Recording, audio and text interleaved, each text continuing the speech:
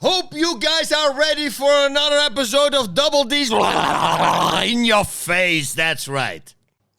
Here we are, ladies and gentlemen, for another episode of Don and Dan's Toxic Masculinity. We're at that special portion where the fans are asking us questions, whether they be intriguing questions, probing type questions, we don't know, but we like to refer to this as Double D's in your face. Nowadays, all kids like to sit home and play video games. And was there something that you guys looked forward to as kids going out to do? Like even reading a book, going fishing, hunting, or something that vice versa where you dreaded knowing that, oh, it's spring break or you got a summer vacation, your parents are going to take you somewhere that you didn't want to go? I saved up money. I was always working, paper route, washing dishes at the hotel, what have you. And I bought a AM FM 8-track radio player, red, big, and I'd listen to the trucker station, at nighttime. Listen to the trucker music, so. Was that like a CB band radio thing? Yeah, no, regular stereo, but it had an 8-track player in it. But I would listen to, you get it tuned in to listen to the trucker station, Well, Don, you might find this hard to believe. I think I still actually have a 8-track player in my training facility. I bet you have 8mm reel to reel. Actually, my dad has one of those in his shed. Holy shit. That's worth a fortune. What about you? What about you, Dan? Anything you looked forward to doing as a kid or something that you dreaded doing? Well, I mean, I'll say growing up on the farm, we did have, my dad actually, I'll say electricity. I'll say that my father basically, he ended up having a bulldozer guy come in and it's installed an actual pond on our property. I mean, we already had creeks, but then he had this pond installed to where we had it was stocked with fish. Put in a sandy beach onto it, a pavilion. So literally on our property, between having 80 acres of tillable land, there's another 40 acres that was comprised of woods and creeks or rivers, whatever word you want to utilize right there. But it was a beautiful property, a great childhood because I lived the lifestyle of Tom Sawyer. So having putting ropes up to limbs and actually swing across from one side of the creek to the other side, or building bridges and building tree houses, hunting on your property, in season, out of season, so you name it, did it all. And again, these were all probably, what a lot of parents or a lot of kids will never have experienced there because, I mean, Don, how often did you take your gun off out somewhere on your own property and you didn't have to worry about anyone worried about you shooting this or that? I mean, you went out shooting. Right. Right. I think I was 5 or 6 years old. It wasn't the first bone I broke. I broke the first one younger than that, but I broke my ankle on one of the oak tree in the backyard. The oak tree had to be 12 feet diameter, maybe bigger, Wow. Yeah, and the roots, that big. And I get to fucking around and tripped over on the roots, Didn't know it either. I didn't know I walked around on it for a few days hey, this thing's kind of swollen up. Oh, wow. Walk it off. Look at that, just the difference about, I'll say that I think parents are a lot more, I think a lot more coddling in some ways, but in other ways, I don't know how much parenting parents actually do nowadays because, I'll say that the family unit has been kind of torn apart in the fact that usually both parents have to work. Yeah.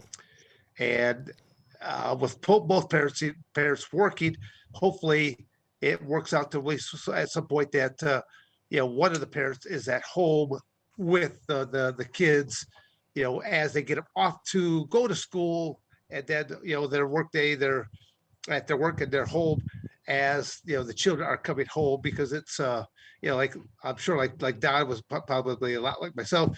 You didn't come home right after school because you had a practice that you stayed Right. after for, whether that was a Right. football practice, a wrestling practice, or track and field. I participated all 3 seasons doing something. So, Yep. you would never come home right after school. I mean, that would be a weird day that as you came home. So you always had to make sure your chores were done in the morning, and your chores would have to be done again, no matter how late it was when you finally came back home. It might be, again, if you went to an all day tournament, and here it is, maybe midnight or after, and the animals still have been fed or watered. That's your job. You have to still go out there and feed and water those animals. So responsibilities, as my father used to say, son, you like to eat? And he goes, so do the animals, twice a day, once in the morning, once at night, no matter how early or how late you get home. Mhm. Otherwise, there was follow through. there was no warning shot. There was follow through. Yes. All right, let's go on to But wait, no, on the same subject, Mr. Frye, Yes, sir. what do you think is wrong with a lot of our youth today? Do you think it's because they have too many opportunities? Do you think it's because of the parenting? Do you think it's because there is no follow through, or maybe the fact that having a timeout or taking their PlayStation away from them so they can't play with their PlayStation, is such a severe punishment to them? What do you think's wrong with our youth today, or maybe there's nothing wrong with our youth at all? I go with E, all the above, except for what your last statement, shit. I mean, they made all this shit going on there, and fuck Europe right now. What's the country? You talk about Ukraine? Ukraine, yeah. Fucking, Yeah. I had a brain fart. Sorry. Yeah, Ukraine. That's all right. Close enough. They ran a poll and they asked people here in the United States, would you fight if we got invaded? Would you fight or would you flee the country? And fucking 30% said they would flee, and that 30% was basically 90% of the millennials. They would pack up and go. Yeah. Good riddance. Well, no, I totally agree. Does that actually shock me? No. But a lot of it has to deal with, again, I think a lot of it boils down to still the home, the parents, and the parents not actually parenting or putting responsibilities on their kids. Right. Again, just trying to make life easier and easier, so easy on their kids that they don't have to work for anything. I still remember when my oldest son asked me for an allowance, and I'm like, son, I go, explain this allowance to me. How does this all work? And he goes, well, again, I was being like, Don, I was being the devil's advocate here right now. And he's like going, well, he goes, asking you for free money.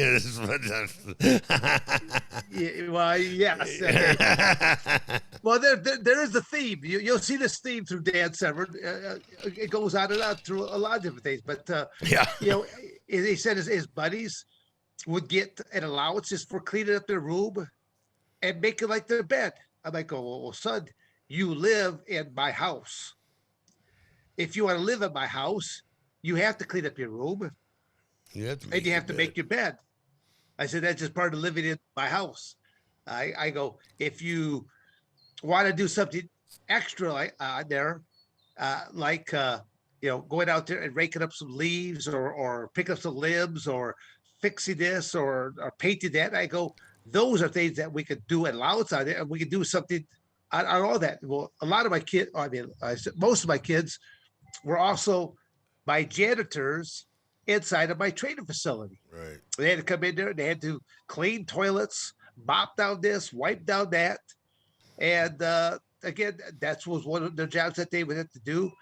Because I typically ran classes 3 days a week, so they'd come out there 3 days a week to make sure things were cleaned up, wiped out, mopped up, vacuumed. And to me, as I go to understand responsibility, how it had to be done before classes started. And I'll say they got allowances for that, and none of them are janitors this day. Now, again, it's not that I hold anything against being a janitor. Somebody's got to be a janitor, and there are some people that are really good at it. Oh, that's a really serious job. Yes. It's a very serious job, and it takes a lot of responsibility, for that job. Yes. Well, again, you look at I actually had at Montrose Simcoe High School, one of my former coaches / teachers was a gentleman by the name of Frank Fear, and he was basically he was a custodian. Mm-hmm. When I was first going to school there, I did not know this at the time because I simply knew that by the time I made it to high school. I had him as one of my teachers, as a shop teacher, and I had him as one of my football coaches. But prior to that, he was one of the janitors for how many years, I don't know, but he worked his way up to the system. And so to me, it's like going, the man had a lot of great moral fiber to him. He, taught me certain things about, shaking a man's hand and looking at that man inside, rate him into the eye and stuff like that. So it was the things that I learned from him. He was also the shop teacher, and I took several of the classes from him because I really enjoyed him as a teacher, and just the wisdom that he assumed from him. So again, I always tell people, I'm not here to pick on a profession whatsoever. We need people in all categories. Well, I read a couple of years ago, I read an article about a janitor at the Air Force Academy, and they were talking about it. And the guy was a former Medal of Honor winner, He won the Medal of Honor, and he didn't want to be gone from the military, but, he couldn't serve anymore because of an injury. And so he became a janitor at the academy. Wow. And and nobody knew it until somebody looked in a book. It says, that guy looks familiar, And then they realized who it was. They recognized him. Yeah. So, just because the guy's scrubbing the toilet or mopping the floor, don't look down on it. No. That's something, that's a very important job. So especially like the last couple of years, when again, we're going through all this pandemic and how everything's got to be extra sterilized and cleaned in certain ways. Right. And, so that put a lot more pressure upon our custodians in a lot of different ways. Oh, I went, back when I was doing pro wrestling in New Japan, Chris Benoit, Eddie Guerrero, Kurt Hennig, a couple of those guys, they invited me to, the WWE event here, in Tucson. And I would go in there, I'd go backstage, and I go into the locker room or bathroom, and the pro wrestlers they just trashed the place. It was disgusting. They're just vile creatures, Yes. you guys must live in a dumpster or something, the way they took care of the toilets. Yeah, no, it's well, I get, because I travel so much, I could tell you horror story after horror story, stop at two various truck stops, Right. and go into restrooms and go like, oh my God, walk into one area and like going, you just want to walk right back out, and I almost want to puke there because of how disgusting people treat it. I'm thinking, how would you like it if someone went into your house and treated your bathroom the same way? It just take a little bit more pride. There's some people, it's like, I wish there actually was like a camera there and it would expose this turd of a person right there. For the way they doing things like that. They're subhuman. The way they act. They're just fucking subhuman. And try to advance yourself to the human civilization. Yep. All right, what's next? We're done bitching. All right, well, I'm sure you're going to bitch some more about this question. Yeah, I bet we will. This is from From D-Man, it says, it's crazy how the prices of almost everything have doubled in the last year. What are your thoughts of inflation and the rising gas prices? Joe Biden's a fucking idiot. How's that sound? And the election was stolen. Is that? And for me to chime in, I'll put a little nicer. Purely lack of leadership, lack of doing the right things for America, lack of doing the right things for Americans. Well, fuck it was proven. It was proven underneath Donald Trump being in office, like him or not. The fact that we are energy independent. Our price of gas was so darn low. We had plenty of gas, and we still have plenty of gas. On the flip side of this, they talk about global warming. They talk about, how we need to go green. Okay, if the United States is the only country that is going green, and you still have Canada, you still have Russia, you still have China. 99% of the rest of the world. 99% of the rest of the world. Right, okay, it's like a pimple on an elephant's ass. What good is that going to do? That we're the only country that is doing this. To me, it's like going. I really don't believe that our automobiles in our country is doing all of this. I just don't. I can't see that. I mean, that is affecting our whole. You start letting off nuclear bomb after nuclear bomb. I think we might be changing some climate there then. But the fact that we just have cars on the road, and you think that's going to do it? No, that is it is simply asinine to think that way. No, it's just another avenue that call it the left or call it someone that just wants to keep stirring up the pot to keep American people preoccupied with something else that is complete bullshit. Look over here while I do this shit.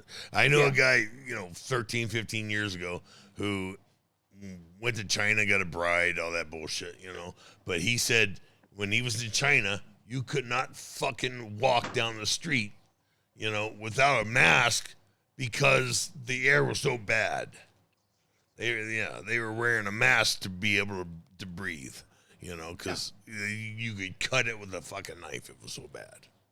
So you fucking idiots that are out there, want to go green. Look at the rest of the world first.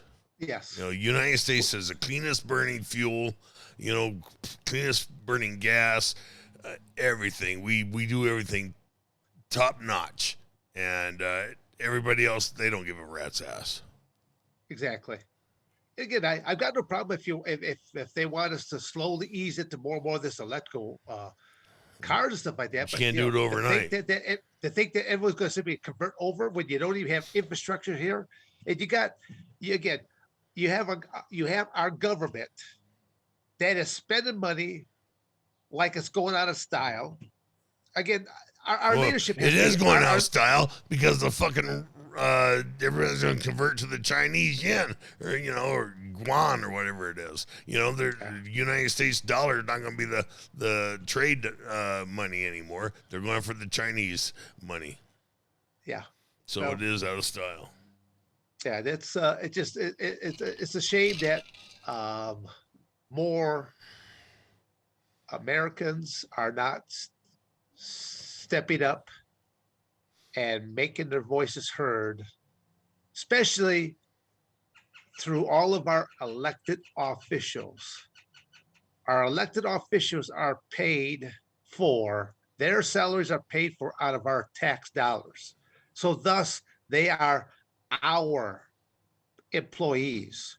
And yet you tell them that they look at it, they look at it totally different. They look at all of us as their subservients, and that's not the case. Yeah, we're the subjects. Yes. Yeah, we're the peons that don't have any clout. More of our so-called elected officials just have to be held accountable for what they say, the grounds that they're running for. Hold them accountable for, but then also they need to be held accountable for expenditures. To me, it's like, if you don't have some type of a business degree behind your belt, why should you be running for our country? Because How are you able to set a budget together to run our country? If you've never ran a business before, you got to know how to keep all the different things, all the moving parts continue to move. Not like we're doing right now, where we're got shortages of gasoline. We're paying incredible prices for gasoline, and we don't have to. We have all that capabilities right here. Right, and we we produce a cleaner, and we produce a cleaner, and we have all the facilities where they bring the goddamn gas over, the oil over here, and we convert it into gas. We have facilities nobody else does. Right. Well, how clean is electricity? I mean, maybe to use it is, but to facilitate and... Well, you have to fucking use coal and gas and all that to make electricity. Yeah, all the That's factories. What these and, fucking idiots. yeah, it's not clean. It doesn't come out,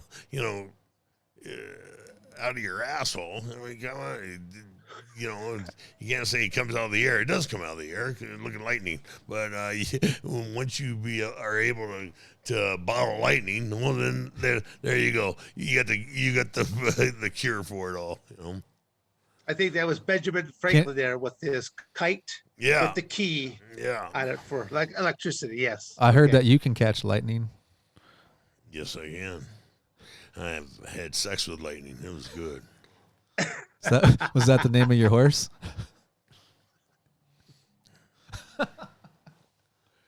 No comment. You know what?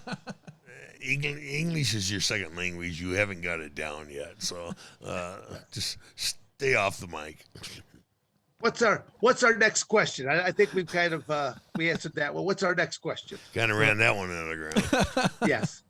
Thank you for watching another episode of Double D's in your face. You better like, subscribe, and share, or I'm going to come to your house.